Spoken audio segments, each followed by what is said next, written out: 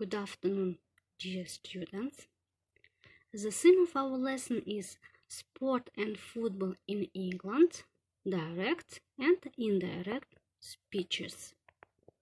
Добрый день, уважаемые студенты. Тема нашего занятия – спорт и футбол в Англии, прямая и косвенная речь. The objects of the lesson are to know about popular sport in England, active words and word combinations, to know the usage of the direct and indirect speech, changes in indirect speech, to develop students' writing, reading, speaking skills and literacy, to enrich students' cultural knowledge. Сегодня на занятии мы с вами поговорим о популярном виде спорта в Англии, познакомимся с новыми словами и словосочетаниями, а также узнаем употребление прямой речи и косвенной речи, а также какие происходят изменения при переводе прямой речи в косвенную речь.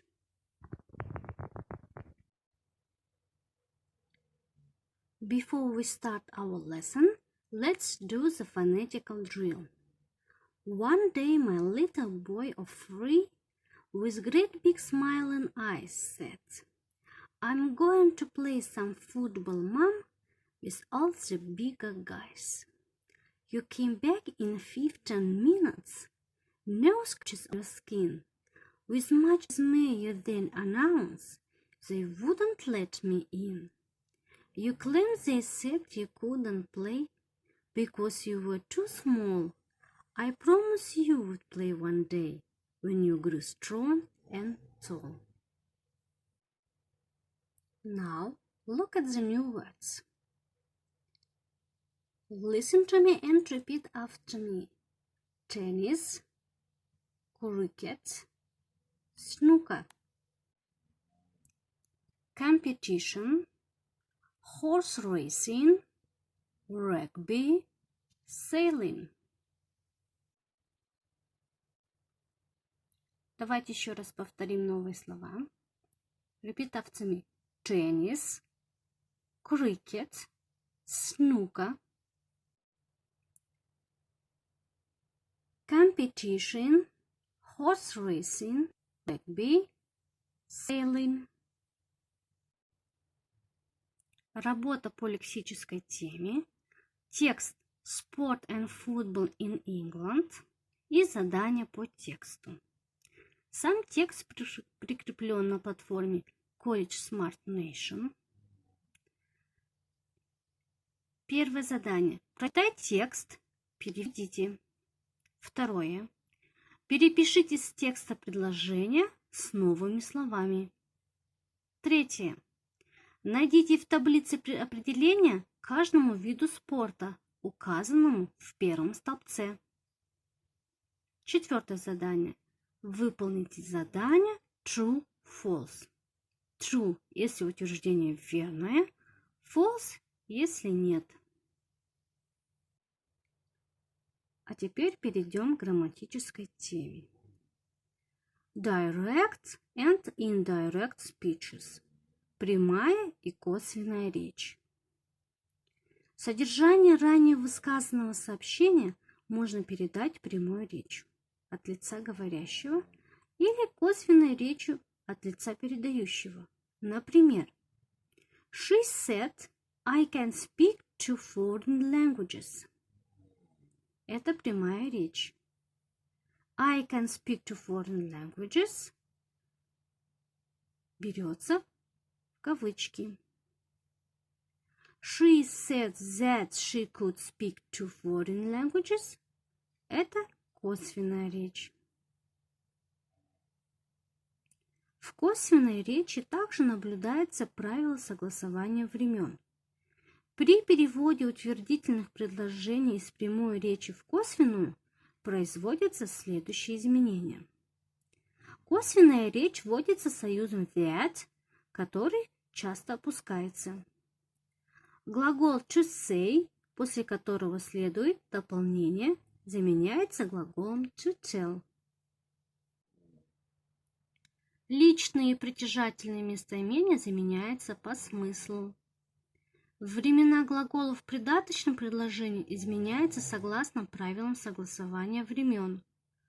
Указательные местоимения и наречия времени и места заменяются другими словами. Более подробность все изменения имеются в лекции, которая прикреплена на платформе College Smart Nation. Общие вопросы вводятся союзами if, whether, имеющие значение частицы li.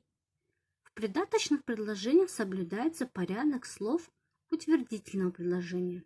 Например, He asked me, do you play the piano? Он спросил меня, вы играете на пианино? He asked me if I played the piano. Он спросил меня, играю ли я на пианино. При переводе прямой речи в косвенное мы употребили союз if, и порядок слов остался как утвердительного предложения. Что касается специальных вопросов. Специальные вопросы, то есть это те вопросы, где у нас есть специальные вопросительные слова, как when, where, why и так далее.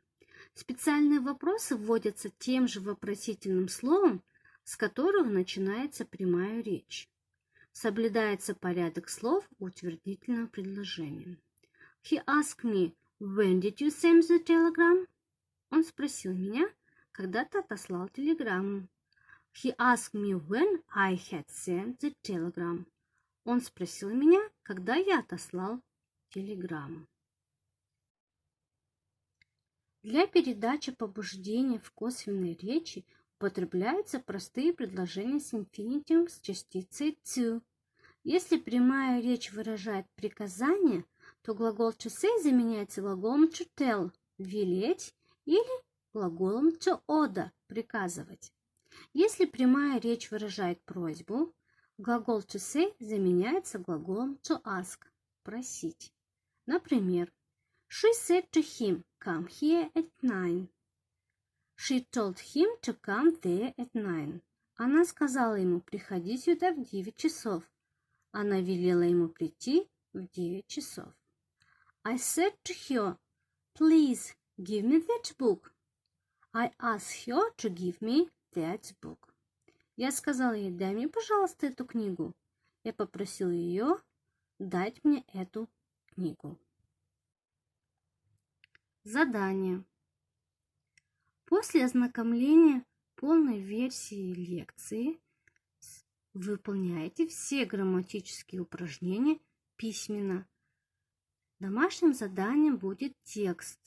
Прочитать текст, ответить письменно на вопросы. Все упражнения, текст и текст лекции вы найдете на платформе College Smart Nation. Goodbye!